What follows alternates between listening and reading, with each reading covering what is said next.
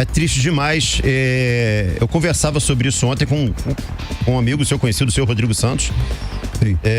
Exatamente sobre essa situação. O Rodrigo é flamenguista doente, roxo, né? E ele postou, volta pro Flamengo, enfim, aquela situação toda.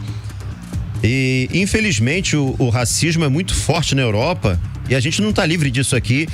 E eu acho que são poucas as ações efetivas para se combater esse tipo de crime, né, Charles?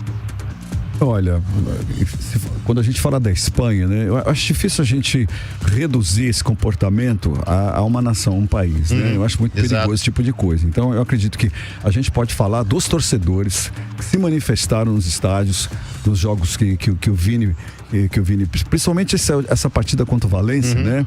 Em que a torcida o agrediu, assim, visivelmente, sem o menor constrangimento, estavam sendo gravados, filmados, não tiveram o menor receio de que nada acontecesse. Eu acho que, assim, a sociedade espanhola como um todo deve, de fato, tomar providências efetivas contra isso. Agora, quanto à declaração dele, de fato, é uma declaração que forte, chamou bastante atenção, muito forte, né? Agora, Bruno, sendo franco com você, a gente, na condição de branco, de homens brancos, né, que somos, a gente não tem ideia do que é, de fato, a gente tem uma ideia muito pequena, rasa, do que é você sofrer ações do tipo dessas que o Vinícius vem sofrendo ao longo da vida.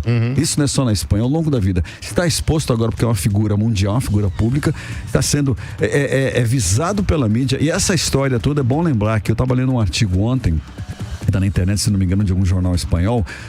A própria mídia da Espanha está fazendo meia-culpa em relação a isso, né? ao Vini, o que está acontecendo com o Vini, né? Porque essa história começou lá atrás, se a gente lembrar, da maneira irreverente como ele se comportava em campo, não só jogando, mas também comemorando, né?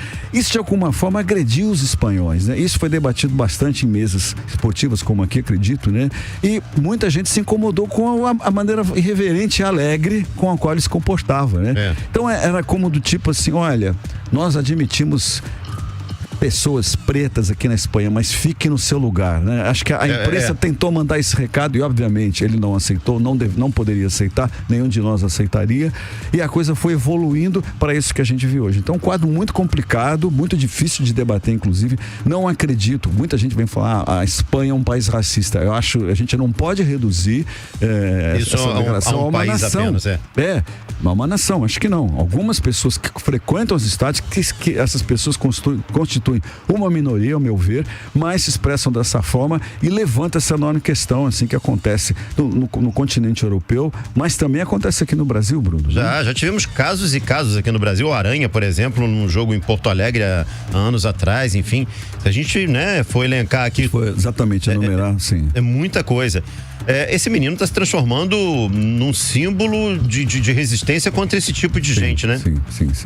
E eu acho até pela natureza dele, eu pensei muito nisso que eu acabei de falar, a forma como ele comemorava os gols que fazia, ou as jogadas, enfim, essa irreverência que é típica de brasileiro também, especialmente aqui do Rio de Janeiro, uma irreverência, uma alegria.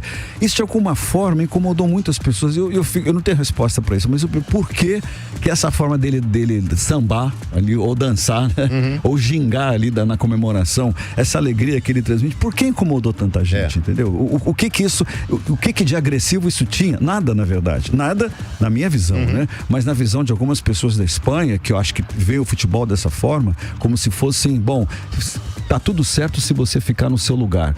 Agora, se você se comportar dessa forma, né?